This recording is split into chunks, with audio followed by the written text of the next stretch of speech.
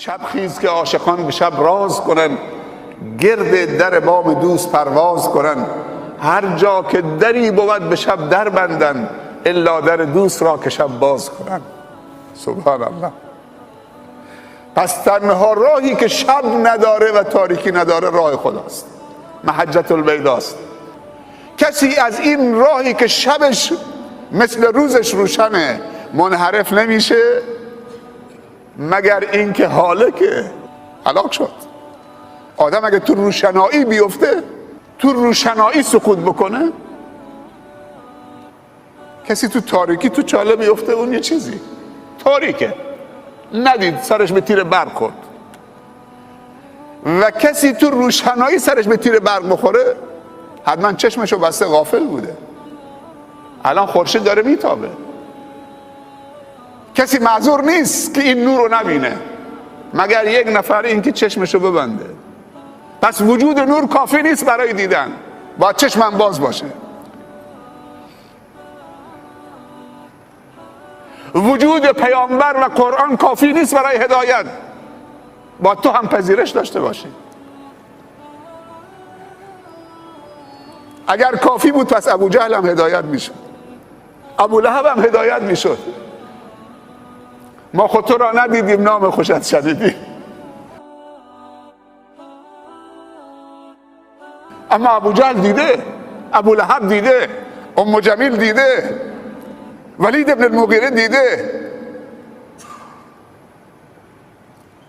ما خود تو را ندیدیم، نام خوشت شنیدیم، دین تو برگزیدیم یا مصطفی محمد صلی الله علیه وسلم. پس این میتونه بهترین دستگیره باشه که ندیده شما عاشق شدید با اون بعد زمانی و مکانی 1400 خورده سال پیش و اون مسافت مکانی. 10 سال ثبت نام حج کردید، اگه امسال بهتون گفتن امسال حج شما در آمده، پر میزنید، پر از شوق زانو میزنید، گریه میکنید. اشک خوشحالی هم هست، اشک خوشحالی سرده، اشک غم هم هست گرمه، سوزه. عایشه ام المؤمنین میگه من نمیفهمیدم رضی الله عنهما که کسی هم میتونه از خوشحالی گریه بکنه، تا اینکه بابامو دیدم ابوبکر صدیق رضی الله عنه همیشه میرفت در گوش پیامبر میگفت از صحبت یا رسول الله، جوابش نمیداد. دوباره میرفت از اون طرف از صحبت یا رسول الله صلی الله علیه وسلم، جوابش نمیداد. رفیق نمیخواد تو سفر هجرت به مکه به مدینه؟ احساس میکرد که وقت هجرتش نزدیکه، هی میرفت در گوشش میگفت از این طرف از اون طرف جلوش، چند روز پشت سر هم. جوابش نمیداد چون هنوز امر از بالا نیامده. تا ای که بعد از چند روز رسول الله صلی الله علیه و سلم به ابوبکر گفت تو انتخاب شدید، تو هم سفر منی در هجرت. اینجا ابوبکر زد زیر گریه از خوشحالی. از انسان از شوق هم گریه میکنه. پس واقعا باید پناه به خدا ببریم. پیامبر صلی الله علیه و سلم میفرمایند در آخر زمان فتنه ها سرازیر امت من میشه. الان فتنه ها کارپیما هستن، الان فتنه ها مدرنن، الان فتنه ها سریع هستن، الان فتنه ها و فتنه انگیزها حرفه‌ای هستن. همه ابزارها را برای ایجاد فتنه به کار میگیرن. حالا تصور بکنید 50 سال پیش در یک روستا چه فتنه‌ای بود، 70 سال پیش در روستاها چه فتنه‌ای بود. حتی دخترها و پسرها بزرگ بودن با هم بازی میکردن، ولی این حرفا نبود. ولی امروز همه میدونید چقدر فتنه های بزرگ مثل کوه داره میاد، پر تلاطمه، اجازه نمیگیره وارد خونت میشه. ولی نقش ایمان رو الان دارید میبینید خودتون، اونم در ماه مبارک رمضان که ایمان افزایش پیدا میکنه. هر 8 در بهشت خداوند باز میکنه. و هر روز به بندگانش میگه، به بهشتش میگه هر چی زینت داری بر خودت بگیر اضافه بر اون زینت های قبلی، خودتو آرایش کن. نزدیک است که بنده مؤمن و روزدار من سختی ها و معونت دنیا را از کولش بندازه و مهمان تو بشه.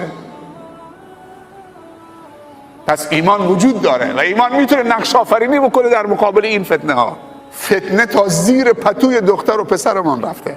جرائم روانی جنسی، برید کتاب ها رو بخونید، عوارض مشروبات الکلی، فیلم های مبتذل، مشروبات، مواد مخدر، با اون همه تنوعی که تو مواد مخدر هست، مدل ها، لباس ها و قتل و کشتارها و خونریزی ها. پس ایمان وجود داره و در آخر زمان واقعا مؤمن شدن خیلی توفیقه. صحابه فکر میکردن نزدیکترین به پیامبر خودشونن صلی الله علیه وسلم. اونا شاهد نزول وحی بودن، بعضا جبرائیل رو دیدن. خیلی وقتا جبرائیل در مدینه می آمد در قالب مردی به اسم دحیة الکلبی، زانو به زانوی پیامبر می نشست، دستش می زد رو زانو پیامبر، رو ران پیامبر. صحابی دیدن مردی غریب ناآشنا، لباس پاک و سپید و روشن تمیز، هیچ کدوم در مدینه نمیشناختنش، آثار سفر یعنی غبارآلود هم نبود، بر چهره و لباسش نبود. آمد وارد شد در مسجد نبی، روبروی پیامبر صلی الله علیه وسلم نشست، زانو رو چسباند، سوال کرد درباره اسلام به من بگو. پیامبر ارکان اسلام رو گفت. سوال کننده گفت صدقت. صحابه تعجب کردند. سوال نشانه اینه که انسان نمیفهمه، میخواد یه چیزی یاد بگیره. این سوال میکنه خودش هم تصدیق میکنه.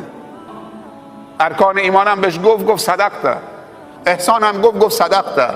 بعد بلند شد، پشت کرد، رفت، خداحافظی کرد، رفت بیرون.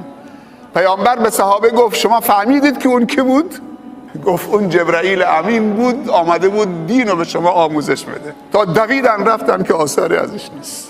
پس ایمانه که این ظرفیت سازی میکنه، محبت خداست که این ظرفیت سازی میکنه. اگر شما روگردان بشید خداوند قومی رو میاره که اون قوم هم خدا اونها رو دوست داره و هم اونها خدا رو دوست دارن. در مقابل مؤمنین متواضع هستن و فروتن و با ادب، در مقابل کافرین عزیز، قوی، قاطع، با عزت. در راه خدا هر چیز رو تقدیم میکنن، مال، جان، وقت قربانی میدن و در راه خدا و تحقق بخشیدن به ایمان در جامعه و عبودیت و بندگی خدا در جامعه از سرزنش هیچ ملامت کننده‌ای و سرزنش کننده‌ای نمی هراسند. اگه یه جوان مؤمنی یه تحریش گذاشته، یه نفر آمد ازش مسخره کرد، حالا ملا شدید، صبح میره تو تیغه میکنه. اگه آمد تو مسجدش میگن متوا شدید، حالا ملا شدید، فردا نماز رو ترک میکنه. اونها کسانی هستند که در راه خدا و دین خدا از سرزنش کننده‌ای نمی هراسند. فضل خداست، شامل حال ما و شما شده.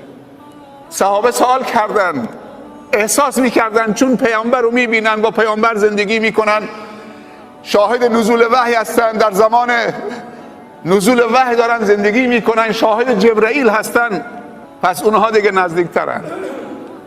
پیامبر به صحابه گفت در آخر زمان قومی میان که ندیده منو قبول دارن، فقط اسمم شنیدن، فقط ناممو شنیدن، درباره من وصفمو شنیدن، ندیده منو قبول کردن.